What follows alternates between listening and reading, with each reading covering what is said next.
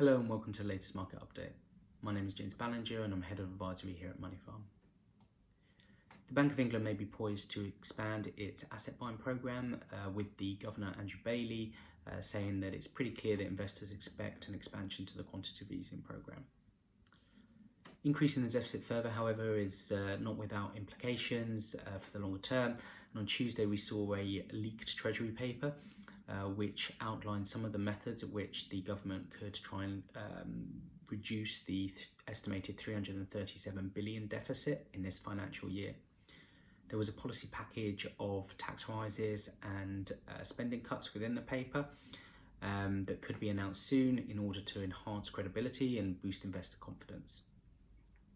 We don't believe spending cuts are the more likely action point, but the tax rises included in the paper included a rise to income tax, an end of the triple lock on state pension increases, and a 2-year public sector pay freeze.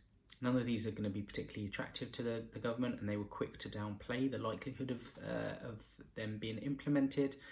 However, the document highlights the difficult decisions that the government will face in the short term. More globally, the pandemic will erase 4 years of world growth and may push up to 130 million people globally into poverty by 2030, as outlined in a report by the UN. The report forecasts that global growth will be down 3.2% this year. Yesterday in the US, the S&P 500 briefly fell below 2,800 after Fed Chair Jerome Powell said that the threat of a lasting downturn can deepen if there wasn't more government intervention.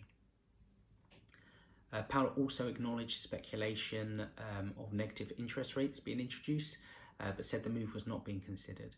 He did fall short of saying that it wouldn't be implemented in the future, and despite his assertions, traders in the US Treasuries pushed bets on negative policy rate into the next year. Back in the UK, GDP data was announced and was as expected.